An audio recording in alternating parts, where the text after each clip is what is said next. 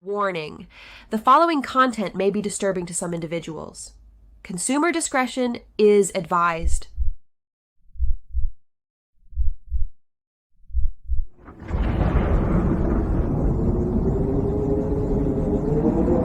Sirens of the Supernatural.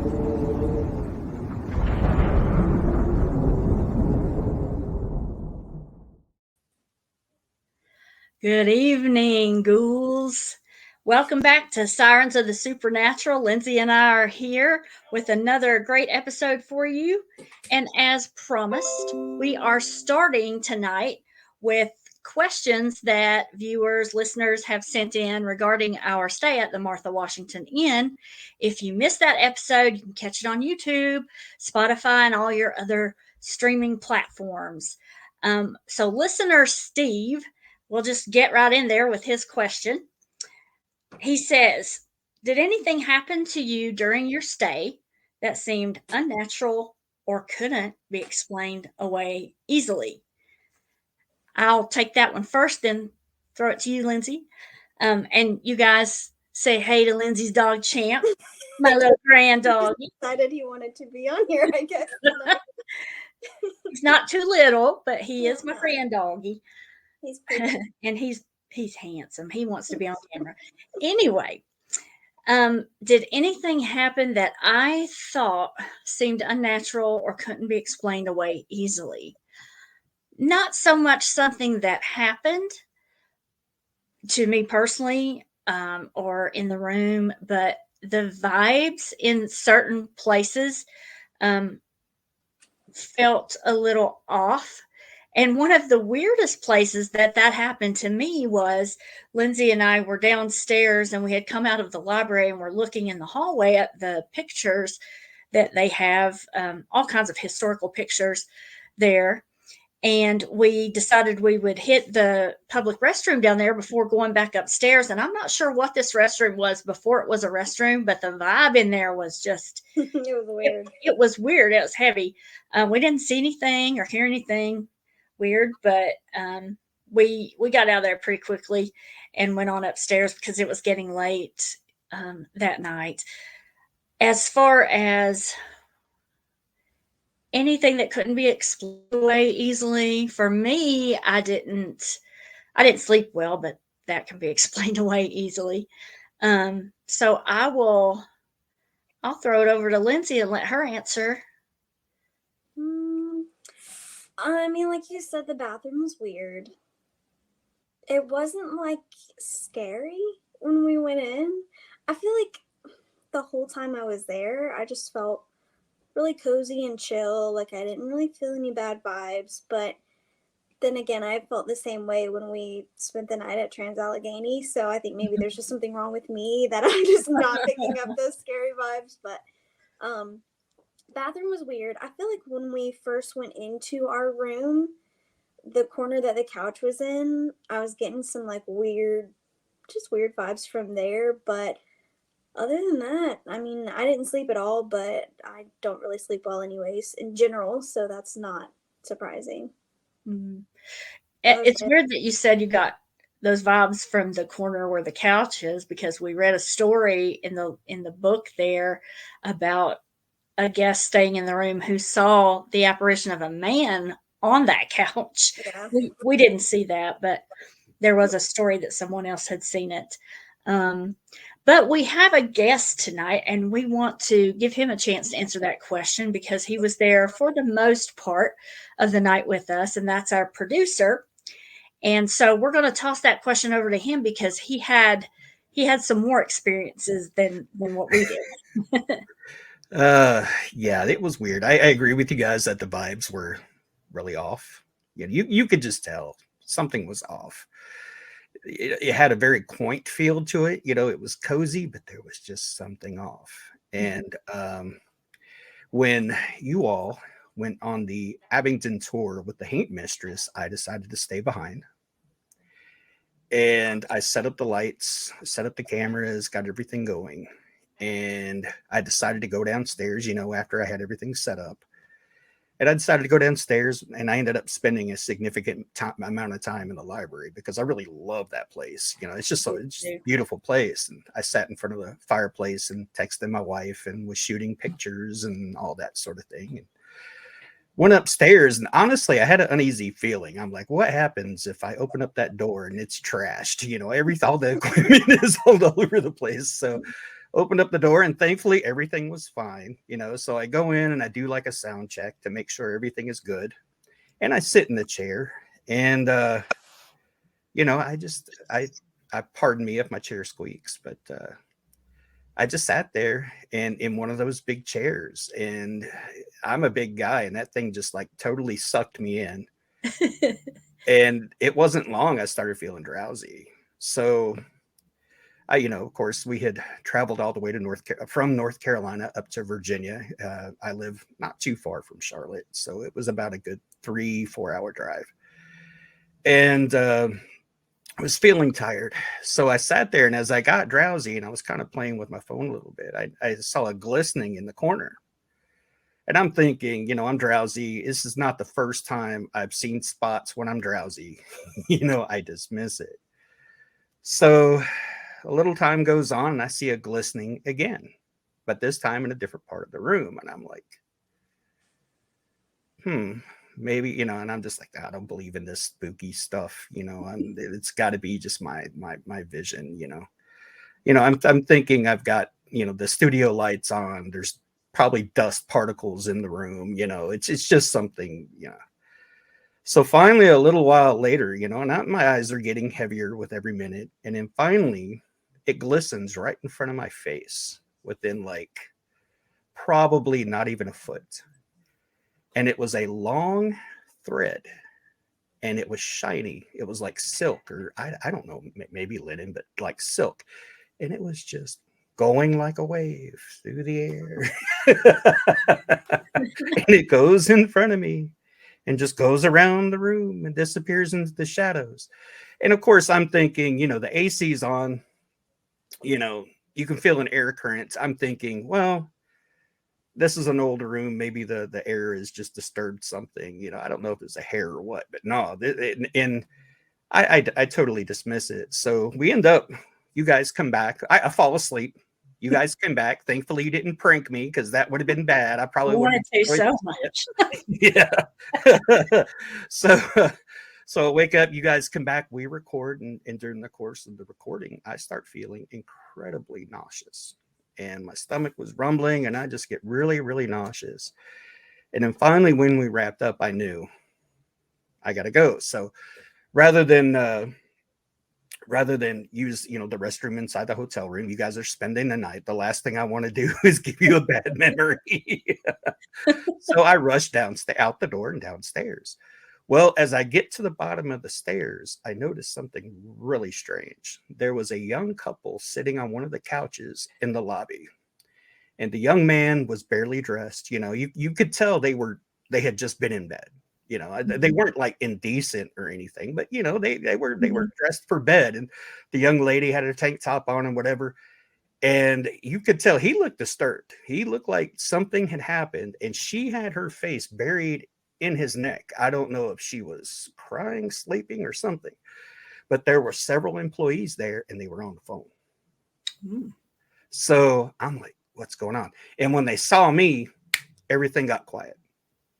So something happened, and they didn't want nobody to know about it. They heard me coming down the stairs, because every step you take creaks, you know? Mm-hmm. So I go to the bathroom, and of course, I didn't like that bathroom either. I mean, they're side by side, and yeah, there's some negative vibes in those bathrooms. And then I come back up, and then ultimately, you know, I'm like, all right, let's hurry up, get my stuff together. Let's go downstairs, see if we see or, you know, kind of anything that's happening. But on my way up, there was a young lady standing in, I guess it would be the third floor. What is it, Edith Wilson? Parlor, where the big grandfather clock is. Yeah. So there was a woman there, and she was talking on the phone. She looked like she was an employee talking on the phone. She was kind of pacing. When she saw me, she just darted away. So I don't know. Something happened. Yeah, I'm curious. Maybe the ghost targeted And I don't think it was any kind of domestic issue, or this girl would not be all over her boyfriend like she's scared to death. Right. So something happened. We missed something in another part of the hotel. Not quite sure. So frustrating. Yeah, I don't know. We missed it, so oh, well. All right. All right. Y'all have a Thank good you. show. Thank you, producer, for sharing that with us. Now, our second question from this listener is this, and I'll throw this out there for you, Lindsay. If a wood booger, and if you don't know what a wood booger is, see episode 3, booked a room for the night, are the beds soft enough for it to get a good night's sleep?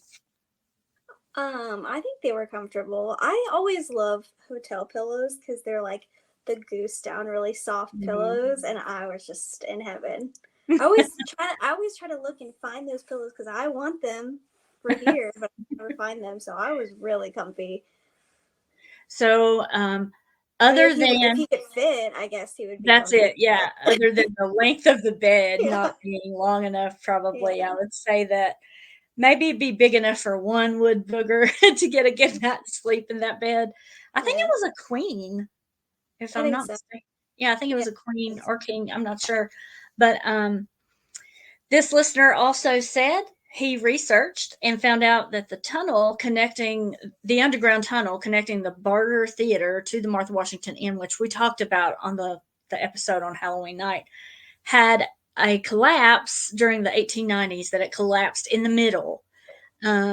So that's what he came across in some of his research. We appreciate him sharing that with us.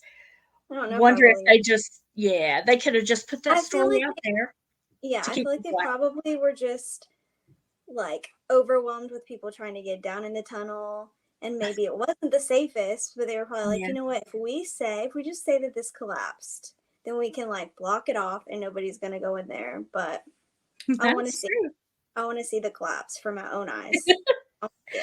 I would like to see. I think I would be satisfied with just seeing the entrance, even if it's collapsed, like from either side. The entrance. Where was the entrance? That's what I want to know. I know. I'm very, very intrigued. So we thank Brother Steve for sending in those questions and that info, and we welcome any of your questions, comments, or scary stories, spooky experiences. You can comment on our YouTube channel. You can email us at sirensofthesupernatural.com and be watching. We're getting more and more active on social media. So, as promised on social media, Lindsay and I went to see a scary movie before we stayed at the Martha Washington that night. And we promised our listeners we would review the movie for them. So we are going to give you our review of the movie Five Nights at Freddy's. And first of all, I want to say I looked up the rating that IMDb gave it and Rotten Tomatoes, and IMDb gives the movie a 5.6 out of 10. Not the best, not the worst, kind of in the middle. Rotten Tomatoes gave it a 27% compared to the viewers who actually gave it an 88% rating. But what I didn't know until after the movie was that it was based on a 2014 video game of the same name, in which, as a night guard, the player has to survive 5 nights while being hunted by 5 animatronics hell-bent on killing them. So I had no idea going in that it was based on a video game, had never seen the video game or played it.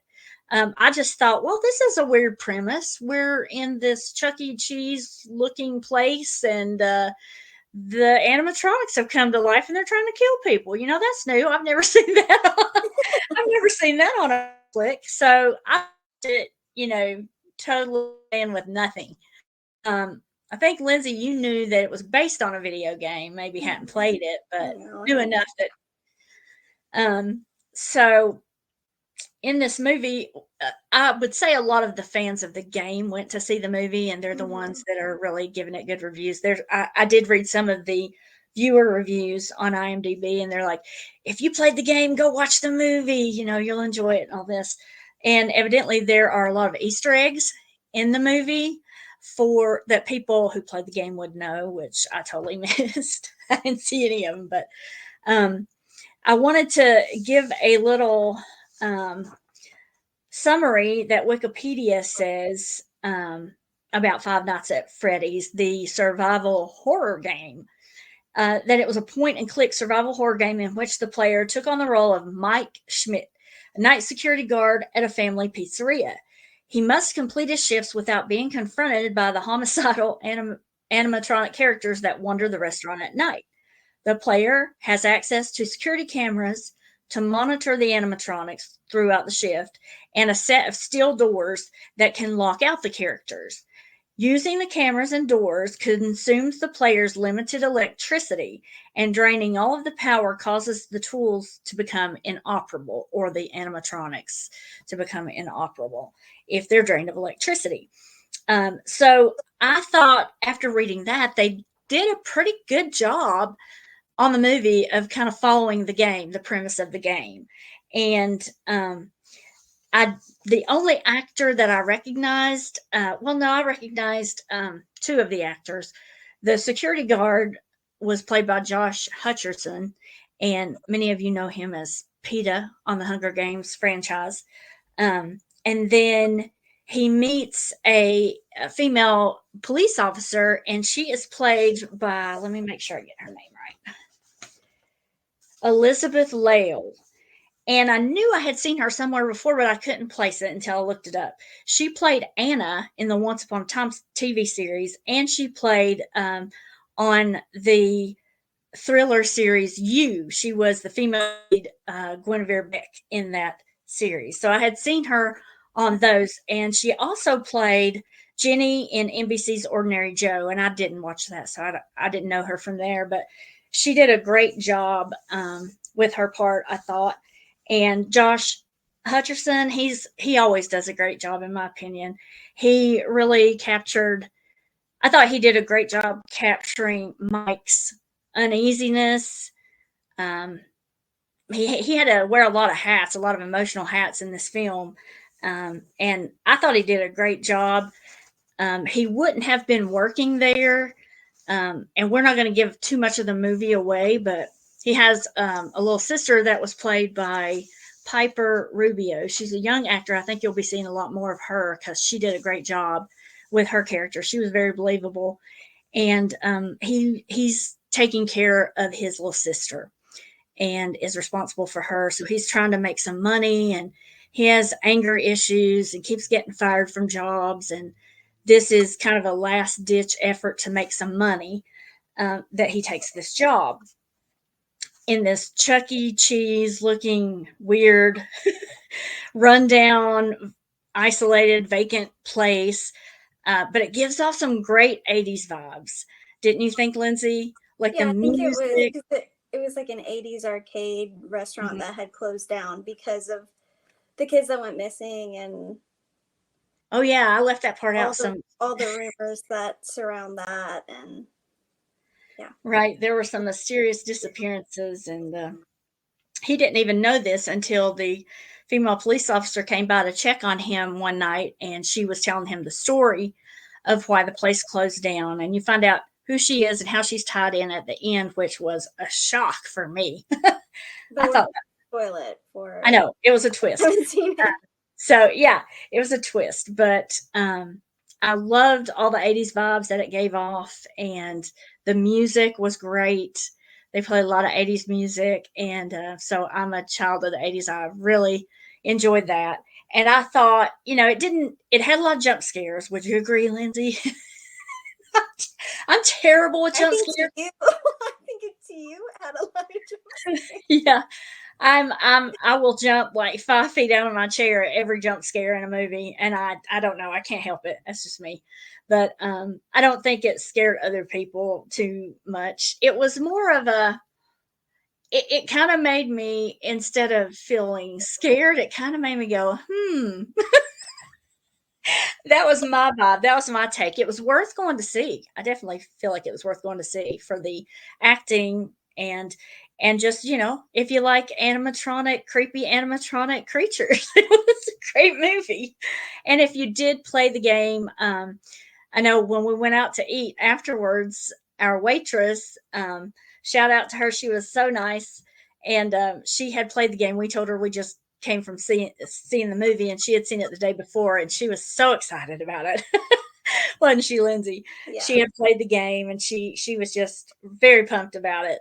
So she said she'd be watching. So shout out to her, and it's because of her that I even knew it was based on a video game. Because after dinner, I said, Lindsay, did you know this was based on a video game? And you said, yeah. So I don't know if you went in expecting anything. If you go in expecting to see a really scary horror movie, I'm not sure you get that. What do you think, Lindsay? No, I think it was more, it's just fun. It's Like, fun. I think that there's parts that are creepy, but I think it's similar to It, the movie It, in that it's like based off of a scary story, but there's also a little bit of comedy and fun parts thrown in. Because, I mean, there's these, and maybe to kids it could be scary, but they're Yeah, huge true. animatronics. To me, I think that's just more silly than scary, and it's kind of Yeah. funny to me that they're like attacking people, but I mean that's just me. Yeah. And I tried to like, because I knew about the video games, and I think I had like watched on YouTube somebody play it a little bit, because I don't have any game system, so I couldn't play it. And it looks really fun, but apparently there's a lot of backstory and lore around this video game, and there's so many of them. In every game that comes out, they have Easter eggs and more characters and more stuff about the backstory. So I tried to look some stuff up today, but it was just like diving into this huge pool. And I was like, you know what? I'm going to wait until I have more time to do this because it's so much. Mm-hmm. But seemed really interesting and seemed much more complex than I thought. That like an arcade animatronic 80s murder world. mystery could get, but it seems really interesting. And I think, I could be wrong, but I think that I read today that the 18th game is going to come out this fall. Maybe 18. I remember it being like a high number. There's not just like 2 Wow. or 3. There's a lot of the games. So they haven't stopped putting them out. They're still coming out. Wow. That's cool. What did you think about the acting? I feel like I'm not a good movie reviewer because I'm very easily entertained, and I don't really have anything bad to say ever unless it's really, really bad. I thought everybody was really good and convincing. I thought at the end where the little girl wanted to go back and visit them at the restaurant, I was like, are we serious? Like, are you really, are you kidding me? What happened to you, kid?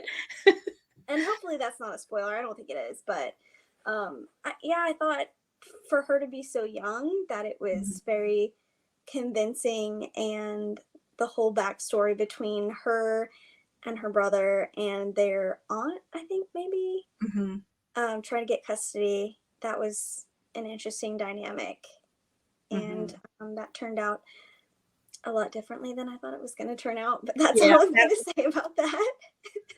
I thought it was good and fun.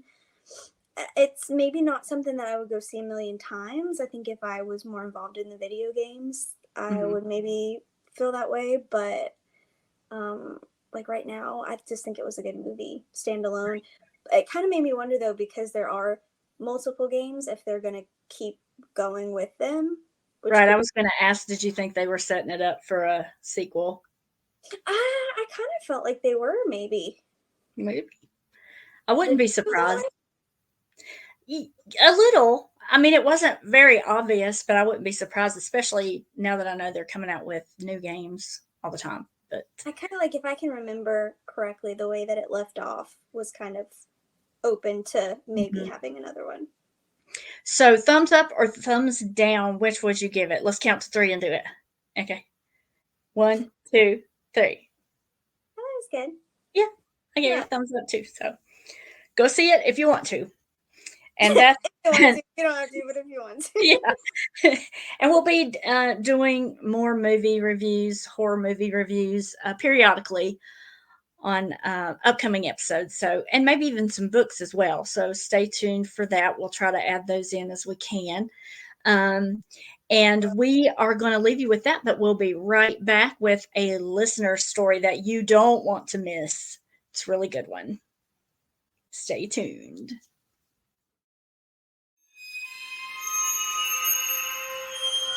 Stay tuned for more Sirens of the Supernatural. Hey, do you know what scent eating is? Have you ever heard of that? What is it? How do people do it? Did it taste good? Was it crunchy? Just kidding, it didn't taste like anything. Join us next week on Friday, November 10th to hear about sin eating and other death traditions and rituals on Sirens of the Supernatural. Tune in Friday night, November 17th, when we explore all things Mothman. Did you know that the sightings in Point Pleasant, West Virginia aren't the only times and places this creature has been seen?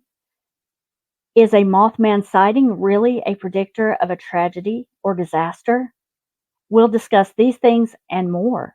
And as a bonus, we'll be interviewing special guest and expert on the Mothman phenomena, Travis Short, the writer, producer, and host of the first feature-length documentary on Mothman called Dark Wings, The Mothman Chronicle. Don't miss it. Welcome back to Sirens of the Supernatural.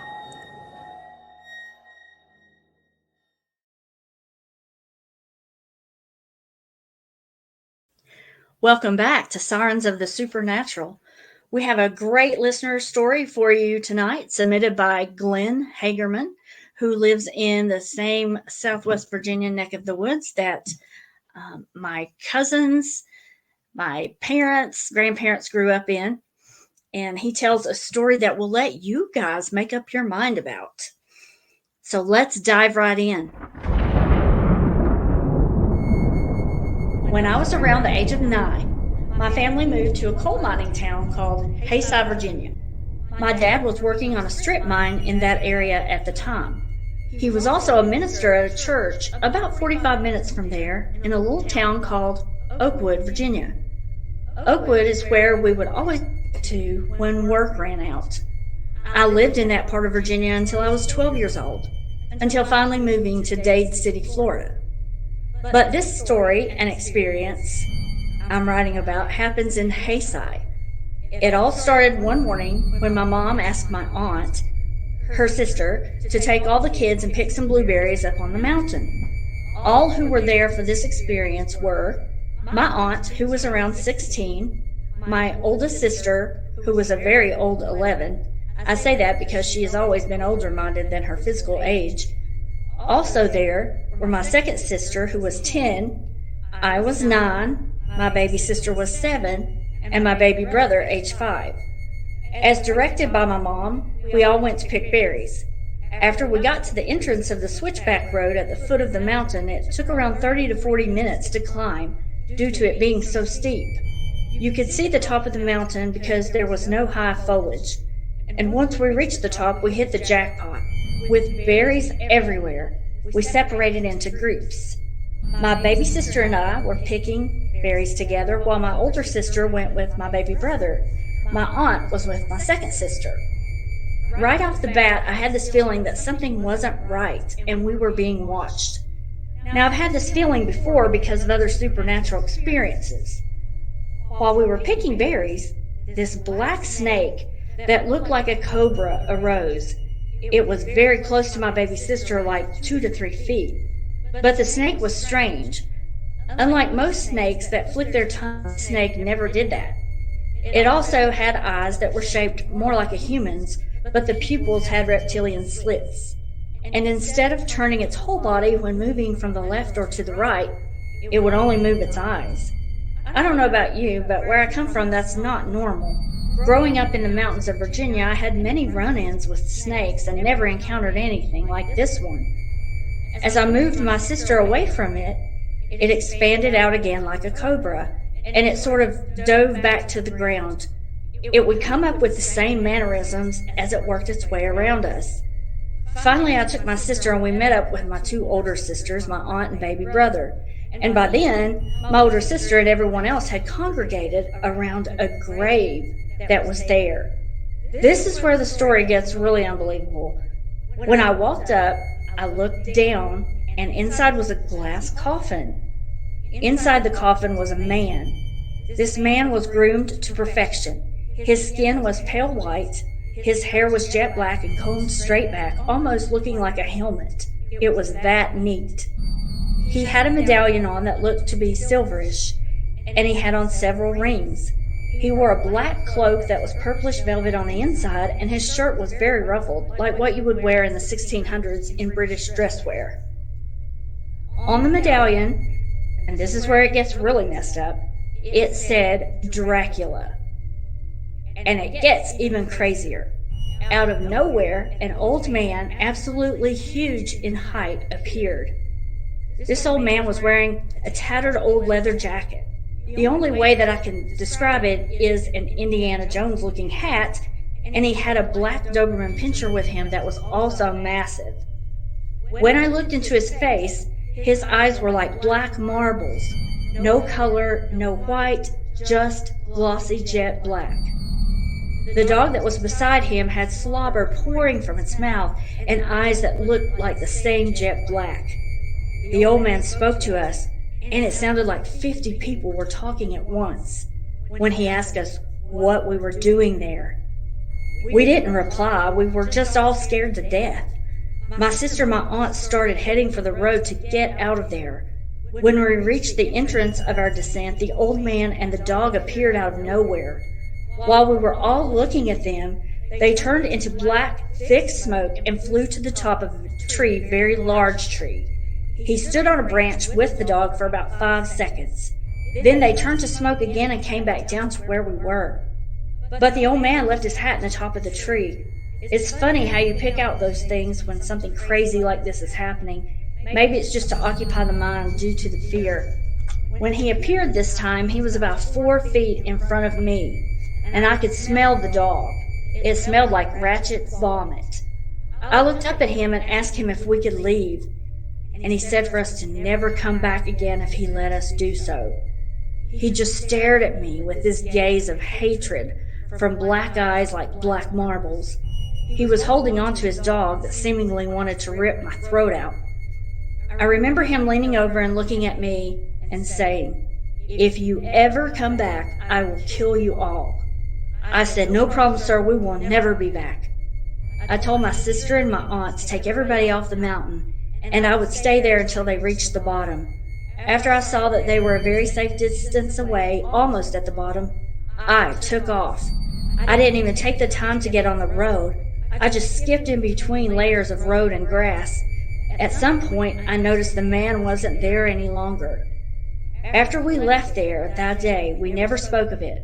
Like literally, we as a group of 6 people never spoke of it again until 37 years later at my older sister's house. And when we did talk about it, we could finish each other's sentences. I'm not shocked we saw something like this. The supernatural has always followed my family. My mom's dad was a warlock that practiced out of the book. I have several stories with family members present that we experienced. The good thing is, all we seem to do now is dream dreams that warn us of some pending issue that's coming. But that's very rare. My baby sister does see colors around people before they die. It's happened to her at least twice. Well, I hope you don't think I'm off my rocker after this story, but it really happened.